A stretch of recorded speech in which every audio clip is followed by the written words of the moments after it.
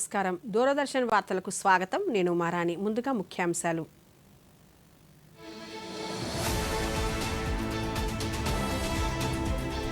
Romania భారత్కు విలువైన భాగస్వామ్యమన్న రాష్ట్రపతి ద్రౌపది ముర్ము.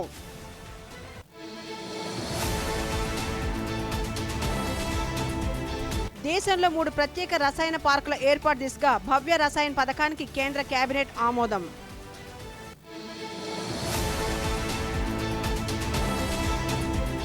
బళ్ళారి గుంతకల్ మధ్య అదనంగా 2 రైల్వే లైన్ల ఏర్పాటుకు కేంద్ర మంత్రివర్గం ఆమోదం.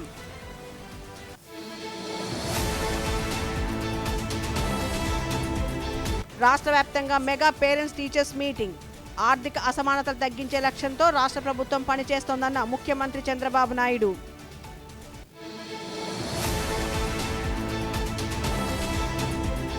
ప్రధానమంత్రి మన్ కీ బాత్ కార్యక్రమం ఈ నెల 26వ తేదీ ఉదయం 11 గంటలకు ప్రసారం. ఇక వివరాలు. రొమేనియాలోని బుకారెస్ట్లో జరిగిన భారత్ రొమేనియా బిజినెస్ ఫోరంలో రాష్ట్రపతి ద్రౌపది ముర్ము ప్రసంగించారు. ఈ సందర్భంగా ఆమె మాట్లాడుతూ రొమేనియా భారత్కు విలువైన భాగస్వామిగా పేర్కొన్నారు. యూరప్ కూడల్లో వ్యూహాత్మక స్థానం, నైపుణ్యం కలిగిన మానవ వనరులు, అధునాతన పారిశ్రామిక సామర్థ్యాలు, యూరోపియన్ యూనియన్తో బలమైన అనుసంధానం కారణంగా రొమేనియా పెట్టుబడులకు ఒక ముఖ్యమైన గమ్యస్థానంగానే కాకుండా విస్తృత యూరోపియన్ మార్కెట్కు ముఖద్వారంగా నిలుస్తుందన్నారు.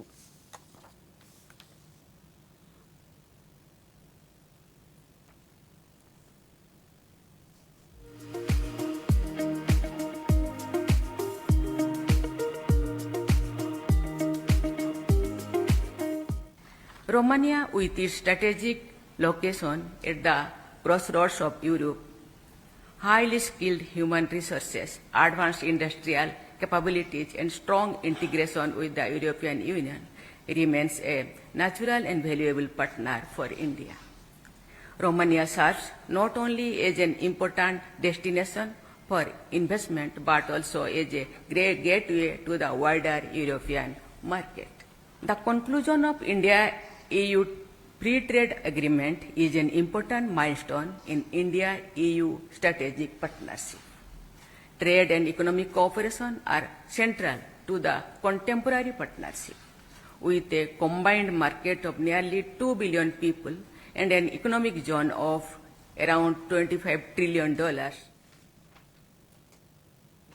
రాష్ట్రపతి ద్రౌపది ముర్ము, ఉపరాష్ట్రపతి సిపి రాధాకృష్ణన్ స్కాట్లాండ్లోని గ్లాస్గో వేదికగా జరుగుతున్న 23వ కామన్వెల్త్ క్రీడల్లో పోటీ పడుతున్న భారత బృందానికి శుభాకాంక్షలు తెలియజేశారు. ప్రతిభ, సంకల్పం, పట్టుదలతో క్రీడాకారులు దేశానికి కీర్తిని తెస్తారనే నమ్మకాన్ని రాష్ట్రపతి వ్యక్తం చేశారు. క్రీడా బృందానికి యావత్ దేశం అండగా నిలుస్తుందన్నారు. అచంచలమైన సంకల్పం, అసాధారణ నైపుణ్యంతో పాటు నిజమైన క్రీడా స్ఫూర్తిని క్రీడాకారులు ప్రదర్శించాలని ఆశిస్తున్నట్లు ఉపరాష్ట్రపతి పేర్కొన్నారు. ఈ మేరకు సామాజిక మాధ్యమంలో పోస్ట్ చేశారు.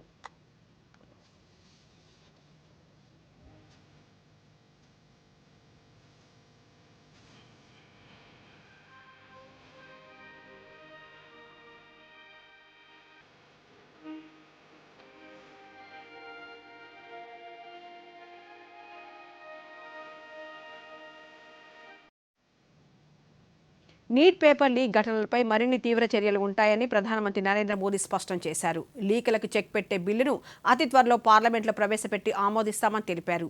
ఆ మేరకు ప్రధాని ఒక ప్రత్యేక వీడియో సందేశం విడుదల చేశారు. పేపర్ లీక్ అనేది సాధారణ అంశం కాదన్న ప్రధానమంత్రి నిందితులను ఇప్పటికే అరెస్ట్ చేసి జైలుకు పంపామన్నారు. విద్యార్థులు విద్యా సంవత్సరాన్ని నష్టపోకూడదన్న ఉద్దేశంతోనే వెంటనే పరీక్షలను సైతం నిర్వహించినట్లు తెలిపారు. ఈ ఘటన సాధారణ విషయం కాదన్న ప్రధానమంత్రి లక్షల మంది విద్యార్థులు వారి తల్లిదండ్రులను తీవ్రంగా బాధించిందన్నారు. అందుకే గత 2.5 నెలల్లో పలు చర్యలు తీసుకున్నామని, ఇకపై మరిన్ని చర్యలు తీసుకోబోతున్నామని వివరించారు. అందులో భాగంగానే ఫాస్ట్ ట్రాక్ కోర్టు ఏర్పాటు చేసినట్లు వీడియో సందేశంలో ప్రధానమంత్రి పేర్కొన్నారు. अब तक पिछले 2.5 महीनों में अनेक विध कदम उठाए गए, गुनहगारों को पकड़ा गया है, वे जेल में पड़े हैं. हमारा सबसे महत्वपूर्ण जिम्मा था कि विद्यार्थियों का 1 वर्ष बर्बाद न हो. तत्काल परीक्षाएं लेना बहुत जरूरी था. सरकार ने अभी पूरी शक्ति का उपयोग करके कम से कम समय में 22 लाख जितने विद्यार्थियों के एग्जाम हो जाएं, इसका प्रबंध किया. और अभी 5-6 दिन पहले 19 तारीख को रिजल्ट भी आ गया और देश भर में उत्तीर्ण हो गए विद्यार्थियों की खुशियों की खबरें भी आ रही हैं, लेकिन हम वहां पर संतोष मानने वाले लोगों में से नहीं है। और इसलिए मैंने आज फास्ट ट्रैक कोर्ट के लिए विभागों को निर्देश दिए थे। आज विभागों ने लगातार मेहनत करके देर रात मुझे मुसद्दा भी दे दिया और सोमवार से संसद का दूसरा सप्ताह शुरू हो रहा है, तब जल्द से जल्द उस बिल को सदन में पारित कराने का। ప్రశ్నపత్రాల లీకేజీలు, పరీక్షల్లో అవకతవకల కేసుల్లో ఫాస్ట్ ట్రాక్ కోర్టుల ఏర్పాట్లు చేయడానికి కఠిన శిక్షలు విధించడానికి ఉద్దేశించిన ముసాయిదా బిల్లుకు కేంద్ర మంత్రివర్గం ఈ రోజు ఆమోదం తెలిపింది. ప్రధానమంత్రి నరేంద్ర మోదీ అధ్యక్షతన జరిగిన కేంద్ర మంత్రివర్గ సమావేశ నిర్ణయాలను సమాచార ప్రసార శాఖ మంత్రి అశ్విని వైష్ణవ్ ఢిల్లీలో మీడియాకు వెల్లడించారు.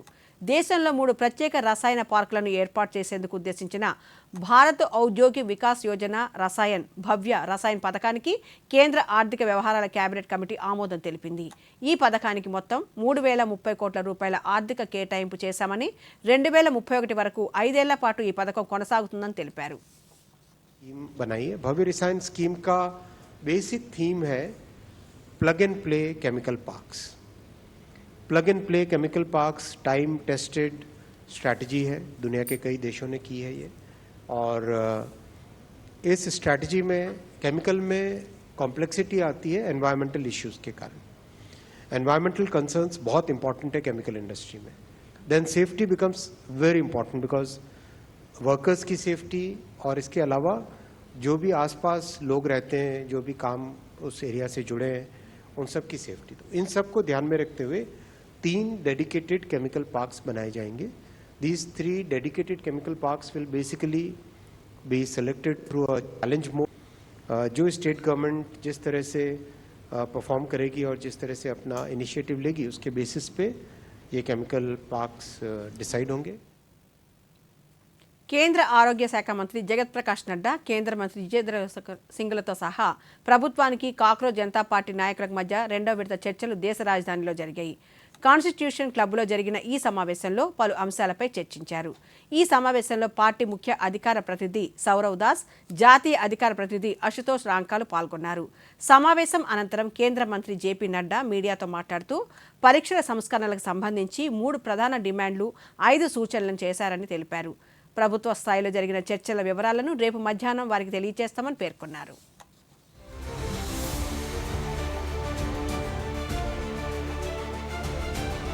सौहार्दपूर्ण वातावरण में हुई और कई दृष्टि से उन सारी बातों पर हर तरीके से चर्चा हुई।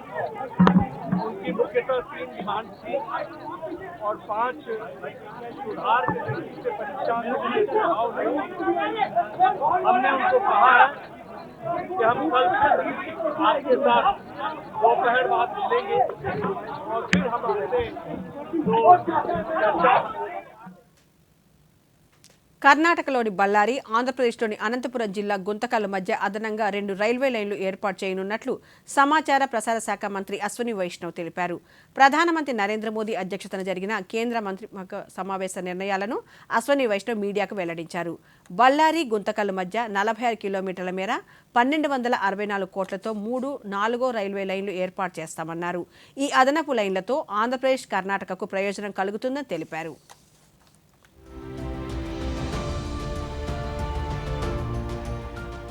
पहला प्रोजेक्ट है जो अगर आप देखें कर्नाटका और आंध्रा को जोड़ने वाली ये लाइन बेसिकली गुंतकल से बेल्लारी से होसपेट, होसपेट से हुबली और हुबली से आगे अंकोला की तरफ अगर इस रूट को देखें, this is one of the most important economic corridors. आज ये प्रोजेक्ट अप्रूव हुआ, बहुत बड़ा प्रोजेक्ट है, 46 किलोमीटर्स का, 1264 करोड़ रुपीस का इन्वेस्टमेंट इसमें आएगा। कर्नाटक, आंध्र प्रदेश दोनों को जोड़ेगा। ये एक बड़ा मेजर ब्रिज है वेदावती रिवर पे और उसके अलावा 7 मेजर ब्रिजेस हैं, 52 माइनर ब्रिजेस हैं और 3 साल का ये प्रोजेक्ट का ड्यूरेशन है। करीब 80% of the land is already available on this alignment. बाकी 20% लैंड अक्वायर करनी पड़ेगी, तो प्रोजेक्ट काफ़ी तेजी से हो जाएगा। ఆర్థిక అసమానతలు తగ్గించే లక్ష్యంతో రాష్ట్ర ప్రభుత్వం పనిచేస్తుందని ముఖ్యమంత్రి నారా చంద్రబాబు నాయుడు తెలిపారు. పోలవరం జిల్లా రంపచోడవరంలో నిర్వహించిన తల్లిదండ్రులు ఉపాధ్యాయుల ఆత్మీయ సమావేశంలో ముఖ్యమంత్రి మాట్లాడుతూ సంక్షేమ కార్యక్రమాలు కొనసాగిస్తూనే అభివృద్ధికి కృషి చేస్తున్నామన్నారు. ఎంతమంది పిల్లలున్నా అందరికీ తల్లికి వందన నగదు జమ చేస్తున్నామన్నారు. 67 లక్షల మంది విద్యార్థులకు గాను 10,120 కోట్ల రూపాయలు జమ చేసినట్లు వివరించారు. గిరిజన ప్రాంతాల్లోనే 5 లక్షల మందికి 664 కోట్ల రూపాయలు వారి ఖాతాలో జమ చేసినట్లు తెలిపారు. P4 కార్యక్రమంతో పేదవారిని ఆదుకునేలా కృషి చేస్తున్నామని ముఖ్యమంత్రి తెలిపారు. ఎంతమంది పిల్లలుంటే అంతమందికి డబ్బులు పడ్డాయా లేదా అని అడుగుతున్నా. పడ్డాయంటే గట్టిగా చప్పట్లు కూడా రంపచోడవరం మొత్తం వినపడాలి.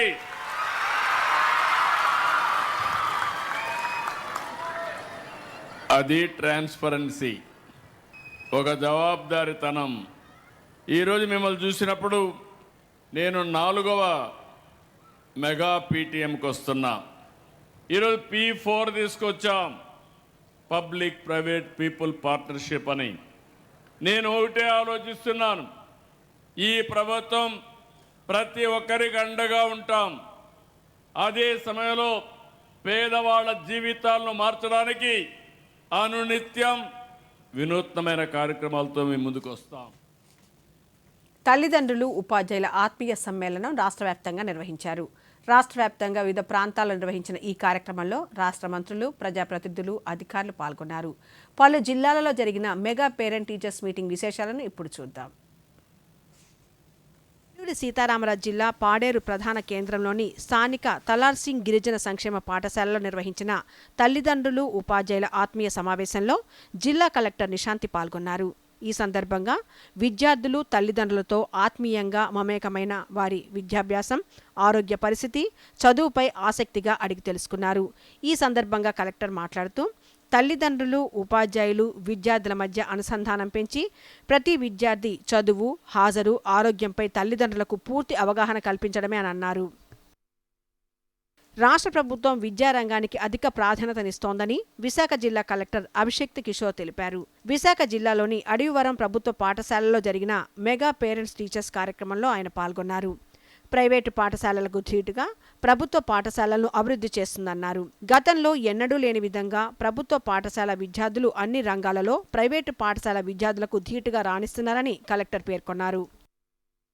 పార్వతీపురంలోని DVM పాఠశాలలో నిర్వహించిన తల్లిదండ్రులు ఉపాధ్యాయుల ఆత్మీయ సమావేశంలో జిల్లా collector doctor N Prabhakar Reddy పాల్గొన్నారు.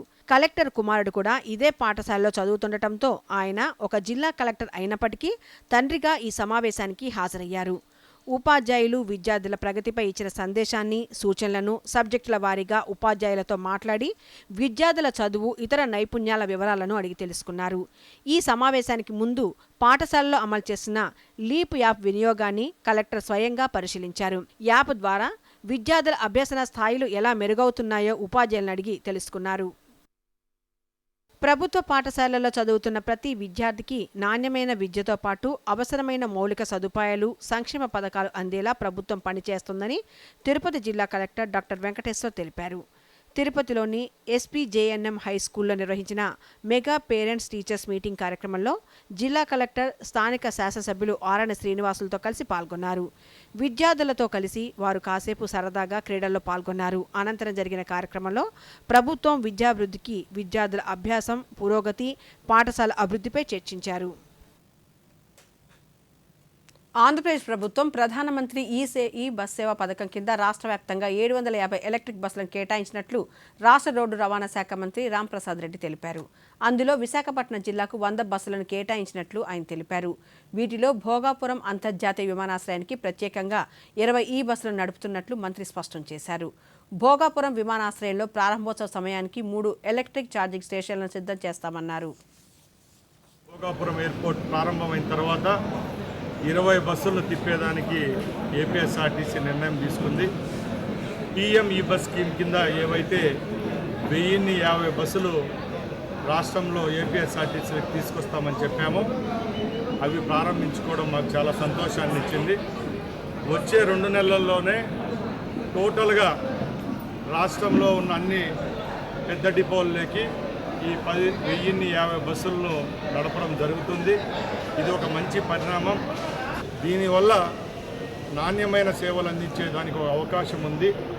ముఖ్యంగా వైజాగ్ సిటీ లాంటి పెద్ద పట్టణాల్లో ఎయిర్పోర్ట్ కనెక్టివిటీ. ఇప్పుడు స్వల్ప విరామం.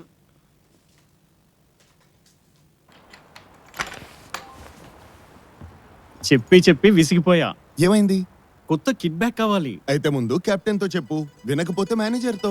కరెక్ట్. అలాగే ముందు మీ బ్యాంక్ లో ఫిర్యాదు చేసి 30 రోజుల్లో జవాబు గాని పరిష్కారం గాని దొరకకపోతే సిఎంఎస్ పోర్టల్ పై ఫిర్యాదు చేయండి. అంటే ముందు బ్యాంక్, తర్వాత సిఎంఎస్ పోర్టల్. లేకపోతే ఫిర్యాదు స్వీకరించబడదు. వెళ్దామా? ఇదిగో వచ్చేసింది కొత్త కిట్ బ్యాక్. ఆర్బీఐ అంటోంది, ముందు మీ బ్యాంక్, తర్వాత ఆర్బీఐ అంబుడ్స్మన్. తిరిగి వార్తల్లోకి స్వాగతం. ఎల్ నినో ప్రభావంతో దేశవ్యాప్తంగా ముఖ్యంగా కర్ణాటక, తెలంగాణ, ఆంధ్రప్రదేశ్ రాష్ట్రాల్లో వర్షాలు తగ్గడంతో కృష్ణానదిలో నీటి ప్రవాహాలు గణనీయంగా తగ్గాయని ఇరిగేషన్ శాఖ engineer in chief K Narasimhamurthy తెలిపారు. రాష్ట్రంలో నెలకొన్న వర్షాభావ పరిస్థితులు, కృష్ణానదిలో ప్రస్తుత నీటి లభ్యత, కృష్ణా డెల్టాకు సాగు, త్రాగునీటి సరఫరాపై ఈ రోజు ఆయన మీడియాతో మాట్లాడుతూ రాష్ట్రంలో సాధారణం కంటే 51%, కృష్ణా డెల్టా పరిధిలో 49% వర్షపాతం లోటు నమోదైందని తెలిపారు. ప్రభుత్వం 2027 జూన్ వరకు గ్రామాలు, పట్టణాలు, మున్సిపాలిటీల త్రాగునీటి అవసరాలను దృష్టిలో ఉంచుకొని నీటి నిర్వహణ చేపడుతోందన్నారు. స్టేట్ యావరేజ్లో 51% మైనస్లో ఉన్నాం నార్మల్ కంటే. కృష్ణా డెల్టా పరిధిలో అయితే 49% మైనస్లో ఉన్నాము. సో ఈ సందర్భంగా మనం పైన ఉన్నటువంటి కృష్ణా నది పైన ఉన్నటువంటి ఆల్మట్టి కానీ, నారాయణపూర్, జోరాల ప్రాజెక్ట్స్లో దగ్గర 50 టీఎంసీల నీటి క్వశ్చన్ ఉంది. అంటే 50 టీఎంసీల నీరు నిండితే కానీ మనకి శ్రీశైలంకి రాదు. వర్షాలు తక్కువ అవడం వల్ల దేశవ్యాప్తంగా వర్షాలు తక్కువ ఉన్నాయి. అలాగే ఈ కృష్ణా పరివాహకమైన కర్ణాటక, తెలంగాణ, ఆంధ్రలో కూడా తక్కువ ఉండడం వల్ల గత సంవత్సరాలతో పోల్చుకుంటే చాలా తక్కువ రావడం వల్ల మనకి నీటి లభ్యత చాలా తక్కువ ఉంది. ముందైతే తాగునీటికి కావాల్సినటువంటి జూన్ 2027 వరకు కావాల్సినటువంటి అవసరాలు అన్ని విలేజెస్ కానీ అన్ని టౌన్స్లో, మున్సిపాలిటీస్లో వాటి అవసరాలు తీర్చవలసిన బాధ్యత ఉంది. కాబట్టి అవి విజయనగరం జిల్లా భోగాపురంలో నిర్మించిన అల్లూరి సీతారామరాజు అంతర్జాతీయ విమానాశ్రయం ఆగస్టు 1వ తేదీన ప్రధానమంత్రి నరేంద్ర మోదీ చేతుల మీదుగా ప్రారంభం కానుంది. ఈ గ్రీన్ఫీల్డ్ ఎయిర్పోర్ట్తో ఉత్తరాంధ్ర రూపురేఖలు మారనున్నాయి. ఉత్తరాంధ్ర అభివృద్ధికి ఈ విమానాశ్రయం ఎంతో దోహదం చేయనుంది. ఈ ప్రారంభోత్సవ కార్యక్రమాన్ని చరిత్రలో నిలిచిపోయేలా నిర్వహించేందుకు రాష్ట్ర ప్రభుత్వం సన్నాహాలు చేస్తోంది. ఈ కార్యక్రమంలో గిరిజన సంప్రదాయం ప్రతిబింబించేలా వేలాది మంది గిరిజనులు థింసా నృత్య ప్రదర్శన చేయనున్నారు. 4,592 కోట్ల రూపాయల నిర్మాణ వ్యయంతో 2,203 ఎకరాల విస్తీర్ణంలో నిర్మించారు. ప్రధానమంత్రి నరేంద్ర మోదీ పర్యటన ఏర్పాట్లను నోడల్ అధికారి ఎంటీ కృష్ణబాబు, జిల్లా collector S Ramasundar Reddy, Visakha range IG Gopinath Jetty, SP AR Damodar, ఇతర అధికారులు ఈరోజు పరిశీలించారు. ఏర్పాట్లను త్వరితగతిన వేగంగా పూర్తి చేయాలని అధికారులను ఆదేశించారు.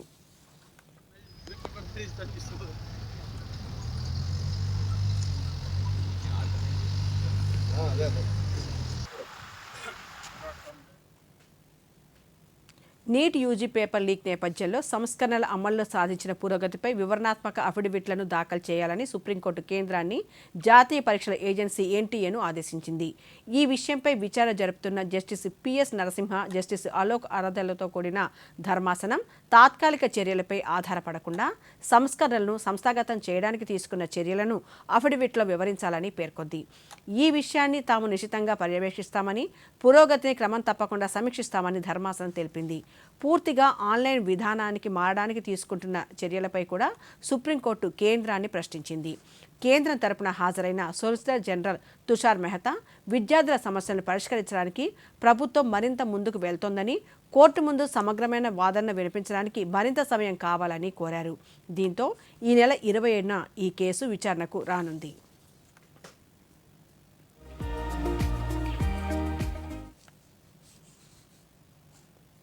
నీట్ పరీక్షల వివాదంపై విద్యాశాఖ మంత్రి ధర్మేంద్ర ప్రధాన్ రాజీనామా చేయాలని ప్రతిపక్షాలు చేపట్టిన నిరసనల నేపథ్యంలో లోక్సభ కార్యకలాపాలు నిరంతర అంతరాయాల మధ్య జరిగాయి. నీట్ పేపర్ లీక్ అంశంపై ఎలాంటి అధికారిక చర్చకు అనుమతించడానికి ముందు కేంద్ర విద్యాశాఖ మంత్రి ధర్మేంద్ర ప్రధాన్ రాజీనామా చేయాలని ప్రతిపక్ష సభ్యులు నినాదాలు చేస్తూ డిమాండ్ చేశారు. ప్రతిష్టంభను తొలగించేందుకు లోక్సభ స్పీకర్ ఓం బిర్లా, రాహుల్ గాంధీ, అఖిలేష్ యాదవ్, సుప్రియా సూలే సహా ఫ్లోర్ లీడర్లతో సమావేశాలు నిర్వహించారు. అయితే ఏకాభిప్రాయం కుదరలేదు. ప్రభుత్వం కఠినమైన శాసనపరమైన ఫాస్ట్ ట్రాక్ చర్యలు తీసుకుంటామని హామీ ఇచ్చిన తర్వాత పార్లమెంటరీ చర్చలో పాల్గొనడానికి నిరాకరించడం దేశానికి తప్పుడు సంకేతం పంపుతుందని పేర్కొంటూ కేంద్ర పార్లమెంటరీ వ్యవహారాల మంత్రి కిరణ్ రిజిజు ప్రతిపక్షాల ముందస్తు షరతులపై అభ్యంతరం వ్యక్తం చేశారు. ఈ నేపథ్యంలో లోక్సభ సమావేశాలు మొదట మధ్యాహ్నం 12 గంటల వరకు, ఆ తర్వాత ఈ రోజుకు పూర్తిగా వాయిదా వేశారు. లోక్సభ సోమవారం ఉదయం 11 గంటలకు తిరిగి సమావేశం కానుంది. सभा की कार्रवाई सोमवार दिनांक 27 जुलाई 2026 को प्रातः 11 बजे तक के लिए स्थगित की जाती है. తీవ్ర అంతరాయాలు, ప్రతిపక్షాల ఆందోళన కారణంగా మధ్యాహ్నం సుమారు 2 గంటల 10 నిమిషాలకు రాజ్యసభ సమావేశాలు ఈ రోజుకు వాయిదా పడ్డాయి. డిప్యూటీ చైర్మన్ హరివంశ్ అధ్యక్షతన మధ్యాహ్న భోజన విరామం తర్వాత ఎగువ సభ 2 గంటలకు తిరిగి సమావేశమైంది. జాతీయ గౌరవానికి అవమానాల నివారణ సవరణ బిల్లు 2020 ప్రవేశపెట్టాలని డిప్యూటీ చైర్మన్ కేంద్ర హోంశాఖ సహాయ మంత్రి నిత్యానంద రాయ్ను ఆదేశించారు. జాతీయ గీతానికి ప్రస్తుతం ఉన్న చట్టపరమైన రక్షణనే వందే మాతర గీతాన్ని కూడా కల్పించడం ఈ బిల్లు ఉద్దేశం. అయితే ఈ బిల్లును ప్రవేశపెట్టడాన్ని ప్రతిపక్ష ఎంపీలు తీవ్రంగా వ్యతిరేకించారు. నిరసనలు ఉన్నప్పటికీ ఈ బిల్లును సభలో ప్రవేశపెట్టారు. కొత్తగా ప్రవేశపెట్టిన బిల్లుపై చర్చను కొనసాగించడానికి సభ అధ్యక్షుడు ప్రయత్నిస్తుండగా ప్రతిపక్ష సభ్యులు నీట్ యూజీ పరీక్షల పత్రం లీకేజీకి సంబంధించి నినాదాలను ఉధృతం చేశారు. అలాగే కేంద్ర విద్యాశాఖ మంత్రి ధర్మేంద్ర ప్రధాన్ తక్షణమే రాజీనామా చేయాలని డిమాండ్ చేశారు. తీవ్ర గందరగోళం కారణంగా సభ మధ్యాహ్నం 2 గంటల 10 నిమిషాలకు ఈ రోజుకు వాయిదా పడింది. రాజ్యసభ సోమవారం తిరిగి సమావేశం కానుంది. Now the question is that the leave be granted to introduce the bill. Those in favor will please say aye. Those against will please say no. స్వచ్ఛ ఇంధన రంగంలో సహకారాన్ని వేగవంతం చేసేలా ప్రపంచ విధాన రూపకర్తలు, పారిశ్రామిక నాయకులు, పెట్టుబడిదారులు, సాంకేతిక ఆవిష్కర్తలను ఒకే చోట చేర్చే భారత పునరుత్పాదక ఇంధన సదస్సును నవంబర్ 2 నుంచి 5 వరకు న్యూఢిల్లీలోని భారత్ మంటపంలో నిర్వహించనున్నారు. ఈ మేరకు కేంద్ర నూతన పునరుత్పాదక ఇంధన శాఖ మంత్రి ప్రహ్లాద్ జోషి ప్రకటించారు. ఈ సదస్సు తొలిసారిగా 3 ప్రధాన అంతర్జాతీయ పునరుత్పాదక ఇంధన కార్యక్రమాలను ఒకే వేదికపైకి తీసుకువస్తుందని ఆయన తెలిపారు. ఈ సదస్సు పునరుత్పాదక ఇంధన డెవలపర్లు, టెక్నాలజీ కంపెనీలు, తయారీదారులు, బ్యాటరీ నిల్వ సంస్థలు, గ్రీన్ హైడ్రోజన్ కంపెనీలు, ఆర్థిక సంస్థలు, అంతర్జాతీయ సంస్థలు, పెట్టుబడిదారులతో సహా మొత్తం పునరుత్పాదక ఇంధన విలువ గొలుసును ఒకే చోట చేరుస్తుందని పేర్కొన్నారు.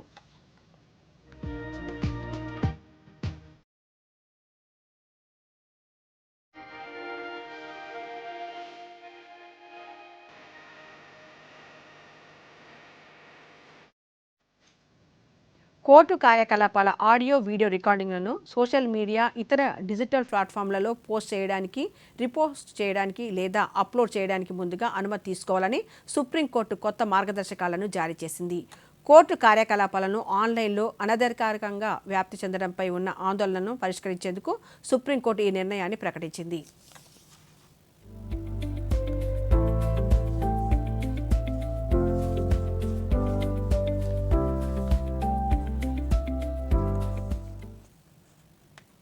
రష్యా ఆరోగ్య శాఖ ప్రథమ ఉప మంత్రి వ్లాదిమిర్ జెలెన్స్కీ బ్రిక్స్ సదస్సుకు భారత అధ్యక్షత వహించడం పట్ల హర్షం వ్యక్తం చేశారు. ఈ వేదికగా డిజిటల్ ఆరోగ్య రంగంలో తీసుకున్న ముఖ్యమైన నిర్ణయాలు ప్రోత్సాహకరంగా ఉన్నాయని పేర్కొన్నారు. డిజిటల్ హెల్త్ పెవిలియన్ను సందర్శించిన సందర్భంగా ఆయన మీడియాతో మాట్లాడుతూ నాణ్యమైన ఆరోగ్య సంరక్షణ, టెలిమెడిసిన్, టెలికన్సల్టేషన్, టీకాలు, మందుల లభ్యతపై జరిగిన చర్చలను ప్రముఖంగా ప్రస్తావించారు. Visit was a perfect meeting. We're actually developing a lot of panels for vaccines, and we're sharing the experience with all the BRICS countries. We have the working groups working together, and we share the expertise and helping each other in quick development and implementation of any type of vaccine. Actually, there's a lot of experience in telemedicine, as we've seen here on the exhibition. The care for affordable care for rural areas, for remote areas, because Russia has an enormous territory, and we'll share our expertise together and build together. భారత్లో ప్రతి ఏటా July 24న ఆదాయ పన్ను దినోత్సవం జరుపుకుంటాం. ఈ రోజును అయర్కార్ దివాస్ అని కూడా పిలుస్తారు. ఈ ప్రత్యేక రోజు దేశంలో ప్రత్యక్ష పన్నుల అధికారిక ప్రవేశంతో పాటు దేశ ఆర్థిక బలాన్ని పెంపొందించడంలో నిజాయితీ గల పన్ను చెల్లింపుదారుల కీలక పాత్రను గుర్తు చేస్తుంది. గవర్నర్ జనరల్ కౌన్సిల్ జూలై 24న 1860న భారత్లో ఆదాయ పన్నును ప్రవేశపెట్టింది. 1857లో మొదటి స్వాతంత్ర సంగ్రామ సమయంలో బ్రిటిష్ క్రౌన్ ఎదుర్కొన్న ఆర్థిక నష్టాలను తిరిగి పొందేందుకు ఆదాయ పన్ను విధానాన్ని తొలుత ప్రారంభించారు. పౌరులు తమ ఆదాయ పన్ను రిటర్నులను పారదర్శకంగా సమయానికి దాఖలు చేయడం ద్వారా వారి బాధ్యతలు నెరవేర్చేలా ప్రభుత్వం ప్రోత్సహిస్తుంది.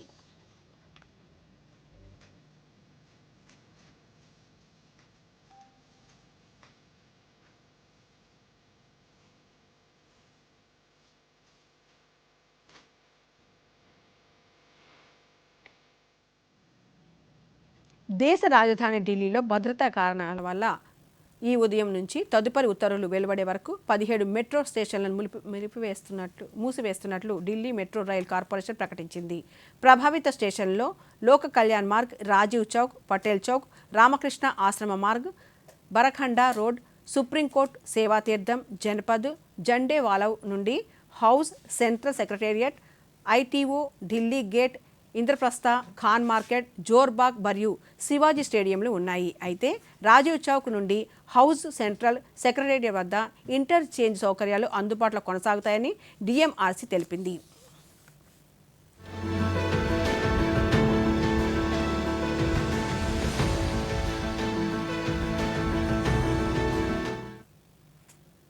జమ్మూ కాశ్మీర్లో కురుస్తున్న భారీ వర్షాలతో పాటు ఎగువ ప్రాంతాల్లో కురుస్తున్న భారీ వర్షాలకు నదులు పొంగి ప్రవహిస్తున్నాయి.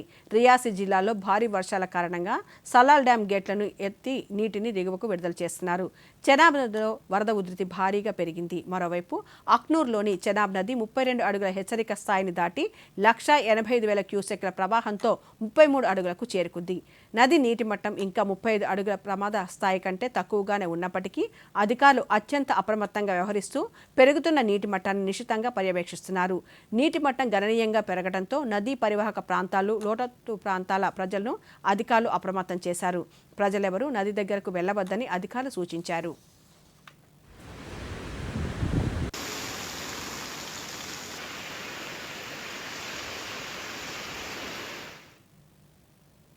ఢిల్లీలో నిరసన చేస్తున్న విద్యార్థులపై కేంద్ర మంత్రి పీయూష్ గోయల్ బెదిరింపు వ్యాఖ్యలు చేశారని పేర్కొంటూ పాకిస్తానీ ప్రచార ఖాతాలు ప్రచారం చేస్తున్న వీడియోను కేంద్ర ప్రభుత్వం తీవ్రంగా ఖండించింది. ఈ వీడియో నకిలీదని, ఏఐ ద్వారా రూపొందించబడిందని భారత పత్రికా సమాచార కార్యాలయం తెలిపింది.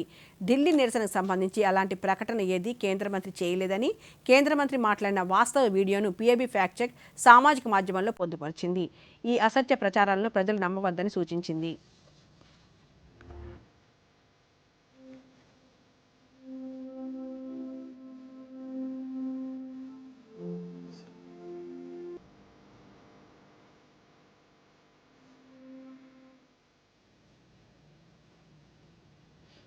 ప్రధానమంత్రి నరేంద్ర మోదీ తన మనసులోని భావాలను దేశ ప్రజలతో పంచుకునే మన్ కీ బాత్ కార్యక్రమం 136వ సంచిక ఈ నెల 26వ తేదీ ఆదివారం ఉదయం 11 గంటలకు ప్రసారమవుతుంది. ఆకాశవాణి సమన్వయంతో దూరదర్శన్ ఛానళ్లు మన్ కీ బాత్ కార్యక్రమాన్ని ప్రసారం చేస్తాయి. ఈ కార్యక్రమం తెలుగు అనువాదం వెనువెంటనే దూరదర్శన్ సప్తగిరిలో ప్రసారమవుతుంది. सुबह के 11 एक साथ होता है पूरा देश सुनने मन की बात. मेरे प्यारे देशवासियों, नमस्कार। मन की बात में आप सबका स्वागत है।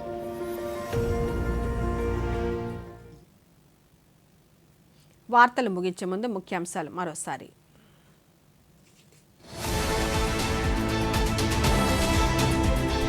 రొమేనియా భారత్కు విలువైన భాగస్వామ్యమన్న రాష్ట్రపతి ద్రౌపది ముర్ము.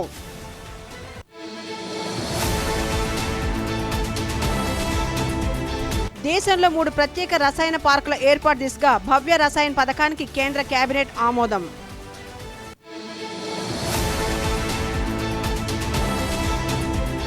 బళ్ళారి, గుంతకల్ మధ్య అదనంగా 2 రైల్వే లైన్ల ఏర్పాటుకు కేంద్ర మంత్రివర్గం ఆమోదం.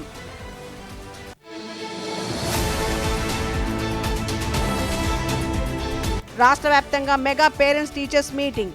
ఆర్థిక అసమానతలు తగ్గించే లక్ష్యంతో రాష్ట్ర ప్రభుత్వం పనిచేస్తోందన్న ముఖ్యమంత్రి చంద్రబాబు నాయుడు.